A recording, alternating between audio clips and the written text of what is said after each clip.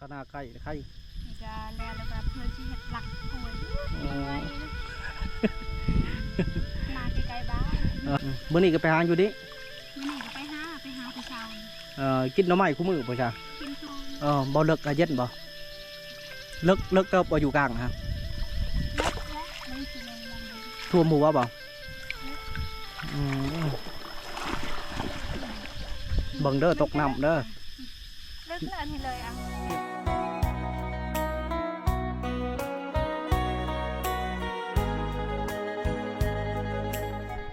เอากับทักทายแล้วก็สบายดีมาถึงทุกคนนะคนยินดีเข้าสู่ซ่องบ้านเงินวิธีชาวบ้านที่เขาเช่นเดิมทุกคนเลยตอนนี้ก็กำลังอยู่บ้านนากระปงนะบ้านนากระปงนี่ขึ้นกับเมืองพลานไซแขวงสวรรณเขตนะก็คือมาเฮือนน้องแตงนะแล้วก็ชิเลาะบ้านไปเลยอันนี้แม่น้องแตงสบายดีโซ่หันใจพืชมันฮ้อนนี่เจ็บนี่ชอบนี่2 ปีเลยนี่ชาบักไข่นี่ไปครัวบางกะหล่ำมันมืออันนี้15ก็ไปไปเฮ็ดเรียกมือเฮ็ดเรียกคู่มือเนาะมามือก่อนแล้วได้ยินลูกสาวว่าไปให้ป่ะไปให้มื้อนี้บ่ได้ไปมื้อนี้มันแดดโพดแล้วเอามาเมื่อยเฮ็ดงานเป็ดโอ้ยงานวิกนี่จะได้เงินไปเป่าแช่น้ำก็จ้างรถนี่ฮอดบางกะหล่ำก็จ้างแล้วแต่บ้านนี่ฮอดผู้ชายก็ผู้ชายฮอดบางกะหล่ำโดยอยู่กับลูก2 คนบ่ชาคนนกก็ยังนกมันมีพาเหือนได้ยังพาเฮือนได้พาแบบนี้ฮะมันบ่มีพาซื้อล่าเขาซื้อมาบ่ได้น้องแตงเราได้ยังง่ายคอยอยู่เนาะโอ้จังเดินจื้อคอยอยู่บ่จื้อน้ำสมตามเล่าเคยเห็นเคยบอกมาได้มานั่นแหละจังหวะว่าชีโทรหาเล่าอยู่เบิ่งสัญญาณคือชิบุมี่มาเนี่ยพอคอยพัดเข้ามาชิบุมี่สัญญาณมาเนี่ยเขากล้าเนาะมันกล้ากันเงาเลยได้บ่เนี่ยทาแต่พ้นรถอีกยังข่าเนาะข่ารถไถบ่เพิ่งได้เคยดอกเนาะน้องแตงเนาะเม็ดเทาทุกเรื่องทุกเดือนบ่ทุกแล้วมันจะมีแล้วหาวน้องแตงเนาะน้องแตงเราเก่งเนาะบ่เพิ่งเราหาก็ได้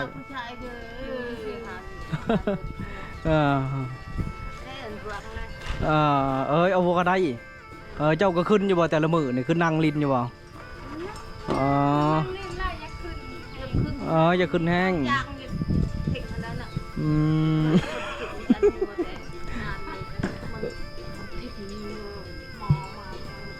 ทิมหมอไปหรือทิมไปลานไส้ไปอยู่ด้านก็มีไปใช้ยาหังแล้วนี่ก็ไปอยู่พุทธอยู่นี่นั่นอยู่น้ำยางพุทธตอนนี้ฮันท่านตุกสามคนแข่งตอนเช้าแกว่งตะบุงฮอดพี่เลยอันนี้ร้านพ่นทุกคนเลยพ่นเราร้านพ่นเขาร้านพ่นอยู่แกว่งหม้อแกงแหกไปช้ำเนาะค่ะเนาะ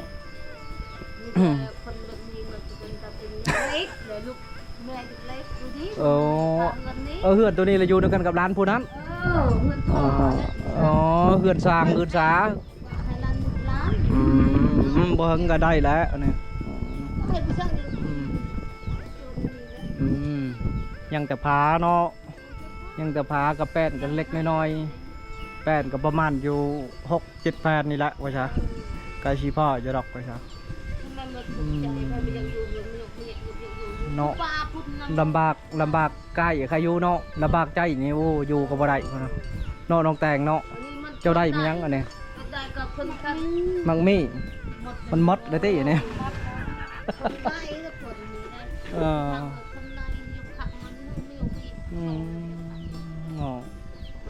เห็ดอะไร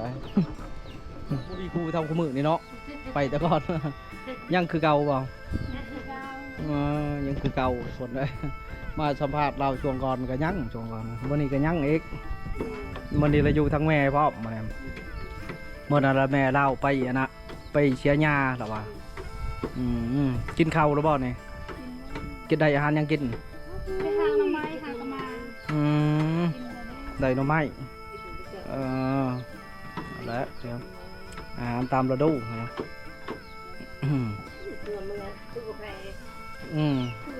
คือกาแฟขนมกาแฟเบิ่งก็ได้ผัวแล้ว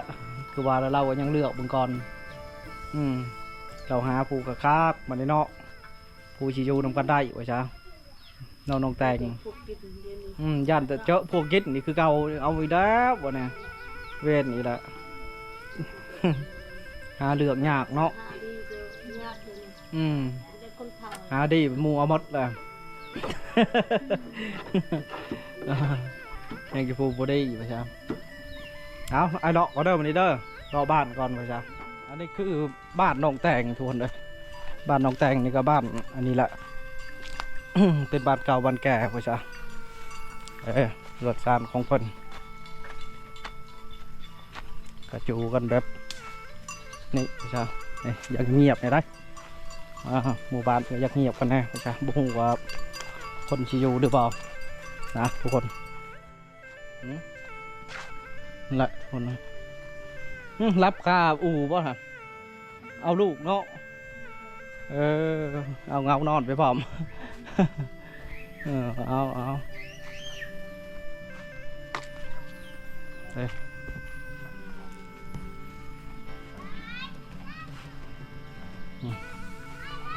ขับไปวัดหนึ่งคนเลยเพื่อนศาสตร์ร้อนแปดของคนกับประมาณนี้จ้ะ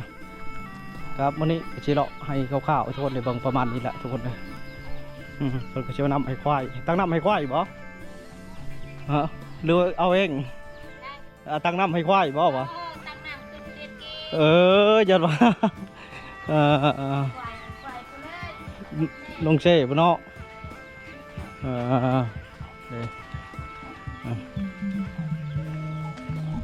โอ้แพงมวนเด้เนาะเอาเลยชนแซบเดี๋ยวทุกคนก็ประมาณนี้ไปสุดท้ายทุกคนเบิ่งประมาณนี้เด็ดย่างสบายดี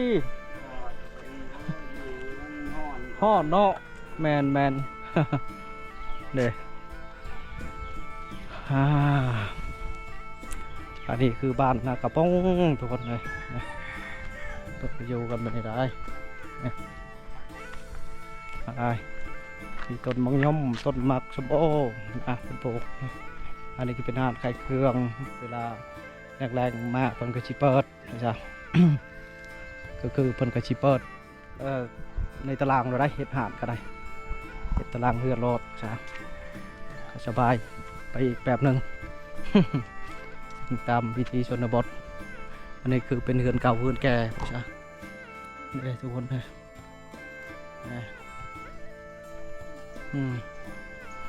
ทางไหนก็เอาลูกเนาะทางไหนกันสบายดีเด้ทุกคนเลยคำว่าทางย่ำพ้นนี่เป็นแบบนี้แล้วนะย่ำพ้นนี่สิเป็นแบบนี้มาจ้ะทางนี่ถือว่ายากเลยมาดีเพิ่นก็บ่อยากให้รถเข้าเฮือนสถานที่เฮือนเพิ่นก็สิ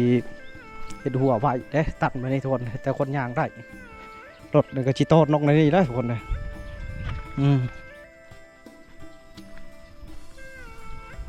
เอาก็ชิเลาะข้าวๆไปนี่ทุกคนนะก็ชิเกี่ยวไปใช้เฮือนน้องแตงคือเก่าเหมือนกันอันนี้คือเซ่บ้านเพิ่นทุกคนเลยชิพาทุกคนไปบังเซ่ได้ไหมอันนี้แหละนะชิพากันมาอาบน้ำอยู่นี่นะทุกคนนะ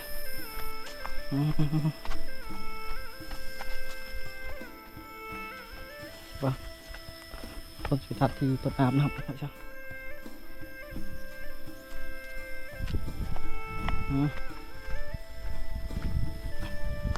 จะได้ยินแม่มาอาบน้ำอาบแล้วละบ่อาบน้ำคักแท้แต่ละมืออาบอยู่นี่เปล่า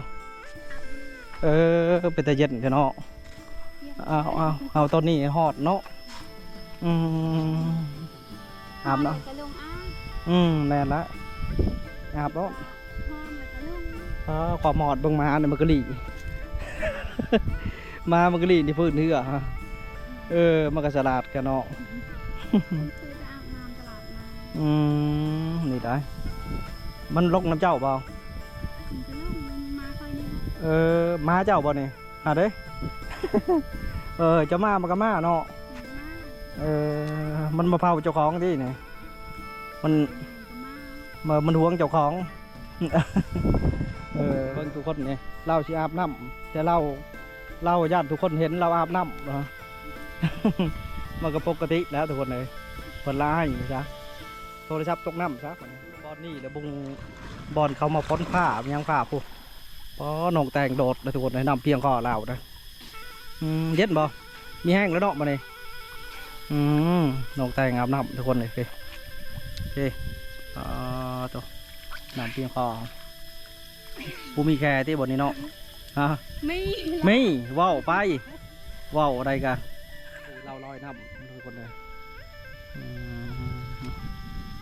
กูมืออาบอยู่นี่เป็นบ่น้ำได้ยังบ่มีบ่ บ่มี บ่มีหาบก็อยู่นี่แหละหาบอันนั้นเฮ็ดกิน เห็ดกินฮะน้ำต้มน้ำมันฮะเอา ลุงตักอยู่นี่แหละ บ้านน้ำกินไหนดีได้จ้ะเอาไม่ใช่ น้ำกินจะหาตักเอาสิบนครัวเด้ ในครัว อยู่บนครัวไปบ้านนี้ นาบอฮะ บ้านนั่นคือบ้านเรา ตักจุพุ่ง ไปหาเอาเด้ เจ้าก็ไปหาเอาอยู่พุ่นเนาะไก่เติบด้วยนี่ไก่เติบเนาะ ใกล้ไปหาเอาคนนี้เลยคนมีรถไปใช้รถไฟเอาคนมีรถไปหาเอาไปดูเช้า เย็ดเลยทุกคนเป็นแต่เย็ดเขาบ่เอามือจุบน้ำมันก็มันก็จะห่อนอยู่บ่นี่บ่เลิกก็เย็ดบ่เลิกเติบบ่อยู่กลางนะฮะทั่วหมู่ว่าบ่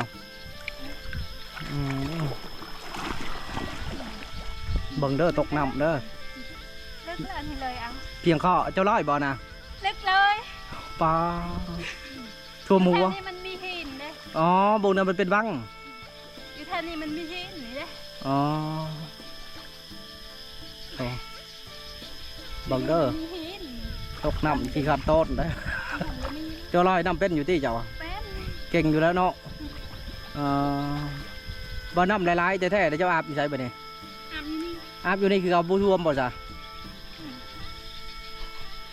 น้ำบุท่วมบ่ ท่วมแล้วมันไปท่วม ประมาณนั้น เจ้าก็ยับคนไปพอดีโอ้น้ำไหลวันนี้ทุกคนเลยมีบริยานน้ำบ่ได้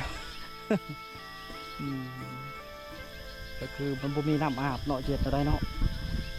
มันก็ฆ่าอยู่เลยครับเจ้าหาทำไมกูมือพอได้หากูมือก็ยังออกอยู่เนาะ ขอได้ค่ะเป็น มื้อนี้ก็ไปหาอยู่ดิ มีหนูไปหาผู้ชาย กินหน่อไม้กูมือป่ะจ๊ะ กินทุกมือเลย ไปหาหน่อไม้ตลอด หาหน่อไม้ตลอดเนาะเด็ดได้จะน้อยขอก็ชี้มือปะเราแล้วทุกคนเลยต้องบังเสียเงินในเราสิบัตรอีกก่อน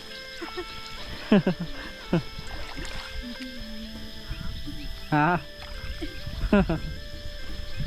เอาเงินในเราสิบัตรเขา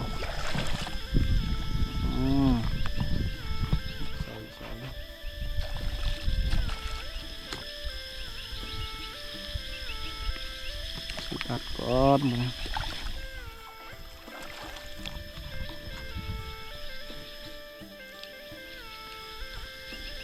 น้องไม่ก็เอาคู่มือเนาะเจ้าหาคู่มือก็เนาะ มีแต่บ่มีนะหาขุดเอาผู้แห้งแล้วเจอหน่อ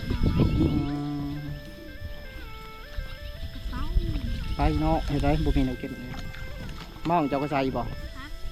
มองเจ้าก็ใส่บ่ บ่ใส่ในเช้าใส่ในเช้าแล้ว เอาไว้เดี๋ยวคอยชิมเมื่อก่อน แต่ขับใจ ให้ซื้อบัตรคนละให้บัตรเติมเงิน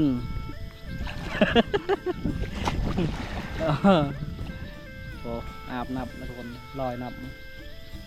มาก็นอนเลย มันเย็นเลย มันไปเห็นมาเยือนก็มันยังช้ำเตา อืม มันเห็นมันลงหมดแล้วก็เลยไปพุ่นละ เออ มันก็ห่อนเด้ มันก็ฮ้อนอันเด้ เออแต่ละมืออาบคู่มือบ่อยู่ในต้นแหละต้นเตียงเนี่ย ตอนแรงตอนเข้าตอนเที่ยง เออ ห่อน เนาะ แล้วก็ไปแล้ว เอออ๋อคักละแต่ว่ามันแดดนี่เนาะก็มีห่มใหม่อยู่นี่คือคักเนาะเอาอันนี้ครบชะโบบ่มันนี่ อันนี้คือชิโอ้ บ่มีชะโบบ่ได้เอามา ไม่ได้ละบ่หลายอันนี้มียังเหลืองๆหาชะโบติตัวนึงเบิ่งทุกคนเลยขออนุญาตเบิ่งพังกบเครื่องสมางคนมีชะโบมี ห่อนยังมี ชะโบกับอันนี้มันเลยจ้ะอย่าสะผมที่มาลองเอาน้ำมาบ่มีได้ทุกคนนะ ถือว่างามธรรมชาติเนาะงามธรรมชาติมียังงามมานะฮะคือนิดหน่อยหนึ่งเบิ้งเอ้าลูกนกยังอันนี้ก่อนจมโจจมอริโยจะเป็นเบะนะบ่ช่วย จมอริโยคือนกกระแทกทุกคนนกกระแทกนั่นหรอจมอริโยนี่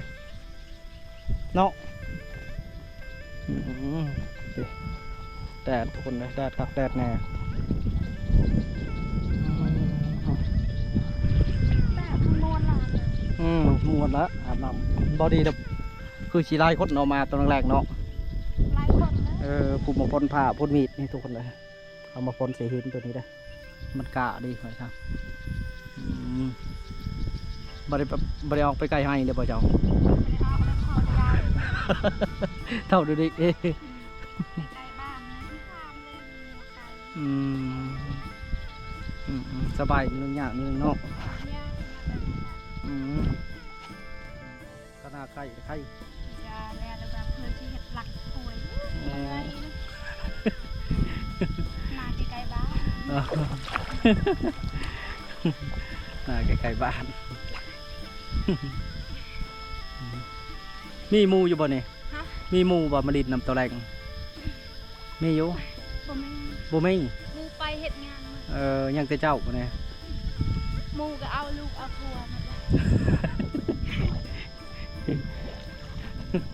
หมูเขาดูเอาปูเอามันนะทุกคนเอากับชีกลับบ้านนะน้องแตงเพิ่นก็สิขึ้นได้วันนี้นะก็เฮากับคลิปของเราก็เดินเท่านี้ก็สิกลับลาพี่แล้วน้องว่าซะพบกันอีกคลิปหน้าทุกคนคลิปนี้ขอคำว่าสบายดีเอาบ๊ายบาย